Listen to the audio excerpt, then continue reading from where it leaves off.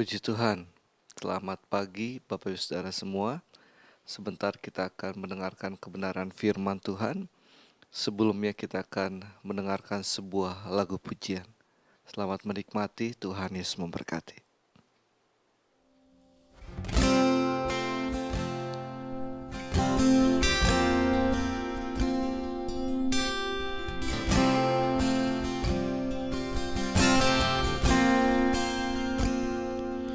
Ku hidup karena percaya Kau yang berjanji setia.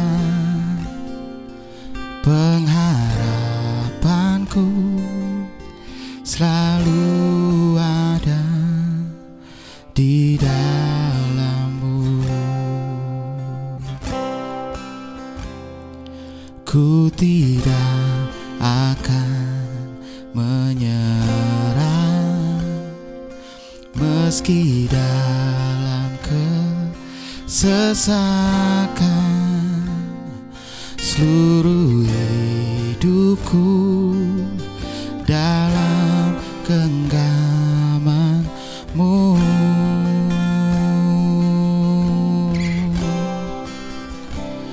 Aku punya Tuhan yang besar, yang telah berjanji dan sanggup menggenapi. Imanku bersepakat percaya kuasa-Nya. Ku terima sekarang kemenangan dari-Mu.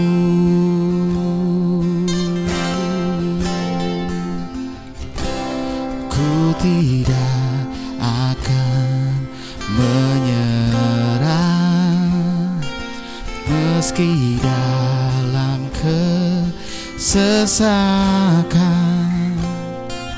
Seluruh hidupku dalam genggaman-Mu.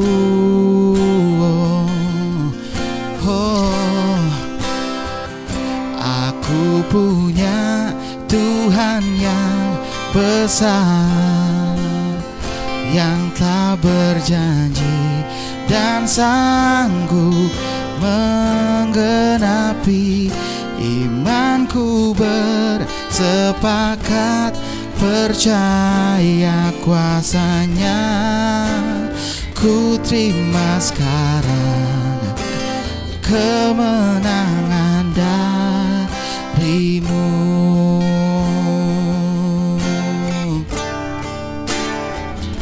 Aku punya Tuhan yang besar, yang telah berjanji dan sanggup menggenapi. Imanku bersepakat percaya kuasa-Nya. Ku terima sekarang, ku terima sekarang, ku terima sekarang kemenangan dari-Mu.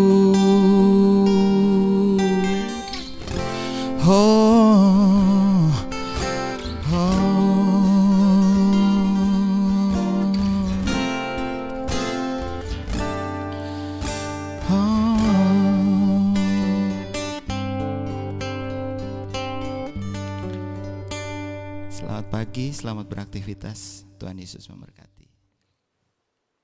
Mari kita berdoa. Pujian dan syukur kami naikkan di hadapan Tuhan untuk hari yang baru, hari yang diberkati oleh Tuhan.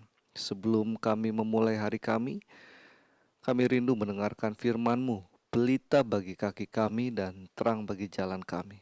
Urapan-Mu kiranya boleh menyertai setiap pribadi kami, sehingga kami boleh mendengar dan mengerti dan melakukan kebenaran firman-Mu. Salib Tuhan yang ditinggikan, kami ada di tempat terbelakang, dan biarlah kami boleh menikmati kebenaran firman Tuhan. Di dalam nama Tuhan Yesus Kristus, kami mengucap syukur. Haleluya. Amin. Ayat yang saya akan bawakan pagi hari ini terdapat di dalam Lukas 1 ayat yang ke-16 dengan tema cepat mencari Yesus. Demikian firman Tuhan. Lalu mereka cepat-cepat berangkat dan menjumpai Maria dan Yusuf dan bayi itu yang sedang berbaring di dalam palungan.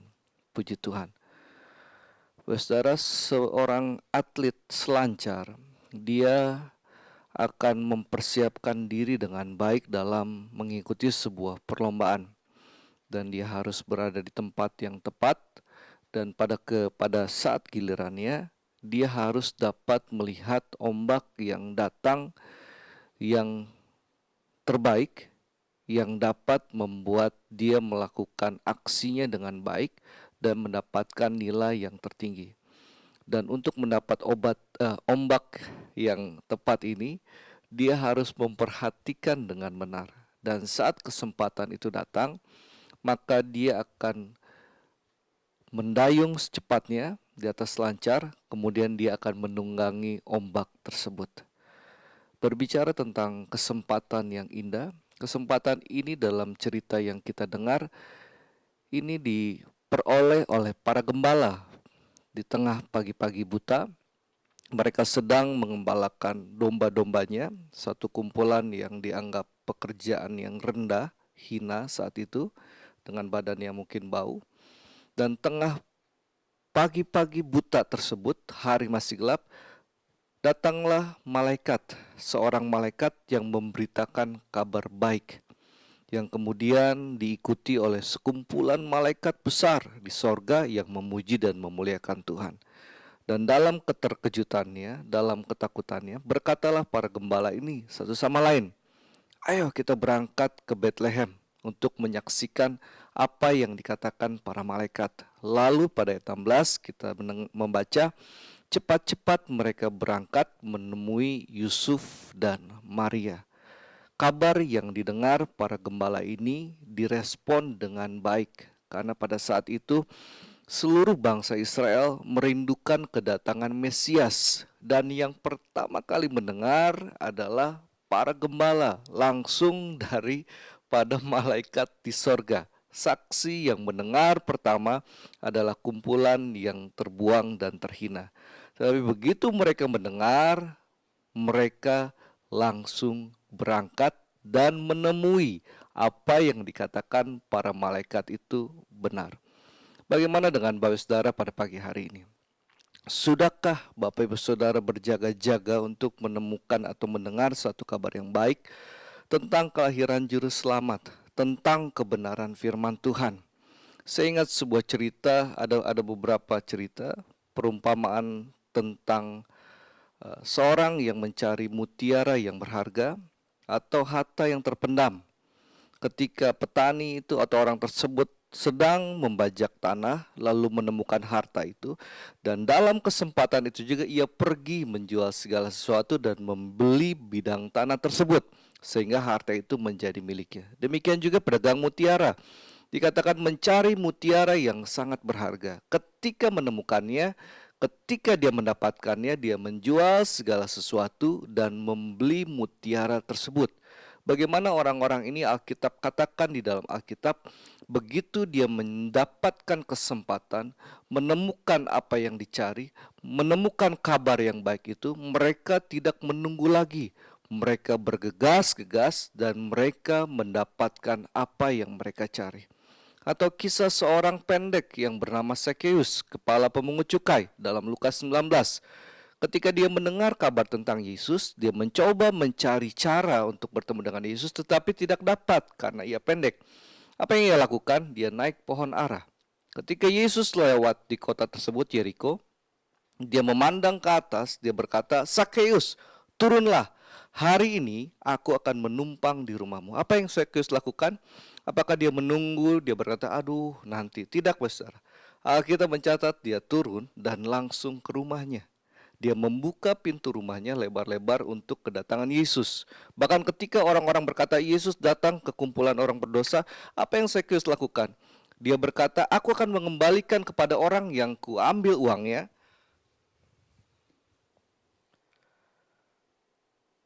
Setengah dari milikku akan kuberikan kepada orang miskin, dan sekiranya ada sesuatu yang kuperas dari seseorang, akan kukembalikan 4 kali lipat. Lalu Yesus menjawab, hari ini telah terjadi keselamatan kepada rumah ini, karena orang ini pun anak Abraham. Bagaimana dengan saudara semua? Ketika kabar tentang Yesus datang ke dunia, ketika keselamatan itu menjadi bagian kehidupan saudara semua didengar dengan baik, apakah saudara akan membuka hati, membuka pintu rumah dalam hatimu seperti Sakeus? Apakah menjual segala milikmu untuk mendapatkan kabar tentang Yesus dan memilikinya? Apakah seperti para gembala yang ada di padang, begitu mendengar, mereka meninggalkan seluruh dombanya, pergi untuk menemui Yesus? Atau saudara seorang percaya, lalu menunggu satu kabar-kabar yang diharapkan. Dan ketika mendengar firman Tuhan yang berkata kita harus melakukan kebenaran firman Tuhan, apakah saudara akan melakukannya atau menunda-nunda kesempatan? Dan saudara berpikir, hidup ini panjang, nanti aja. Kalau saya masih muda, nanti saja sesudah saya tua. Yakin saudara dapat mengukur dan mengetahui umur kita sampai berapa? Yakobus katakan hidup kita seperti uap. Mazmur katakan hidup kita seperti rumput di ladang yang sebentar ada kemudian hilang.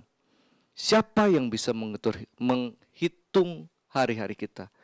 Jadilah bijak seperti Musa dalam Mazmur 90 berkata, ajarlah aku menghitung hari-hari supaya aku memiliki hati yang bijaksana. Dalam kesempatan yang Tuhan berikan, dalam saat Natal ini, ketika kabar juru selamat datang, firman Tuhan datang, sikap apakah saudara yang akan saudara ambil? Menunda atau mengambil dan menggunakan kesempatan itu dengan baik? Tuhan Yesus memberkati. Mari kita berdoa. Kami bersyukur Tuhan bahwa pada hari ini firman Tuhan kembali mengingatkan kami bahwa kabar keselamatan itu tidak dapat ditunda-tunda. Firman Allah tidak dapat ditunda-tunda. Jadikanlah kami orang-orang yang dapat mengerti kesempatan yang Tuhan beri, lalu dengan cepat mempergunakan kesempatan itu. Terlebih kabar keselamatan tentang Yesus, menerima Engkau sebagai Tuhan dan Juru Selamat dalam kehidupan kami dan membiarkan Engkau memimpin langkah kehidupan kami. Tuhan, terima kasih karena Engkau lahir dalam kehidupan kami, Engkau mati, bangkit dan menjadi Tuhan dan Raja atas kehidupan kami. Terima kasih Tuhan, kami bersyukur. Dan biarlah hari ini boleh menjadi hari yang diberkati oleh Tuhan, dan kehidupan kami boleh mempermuliakan nama Tuhan. Terpujilah nama Tuhan, di dalam nama Tuhan Yesus Kristus kami sudah berdoa dan mengucap syukur. Haleluya, amin. Selamat Natal, selamat beraktivitas. Tuhan Yesus memberkati saudara semua. Yesus Tuhan, Juru Selamat dunia.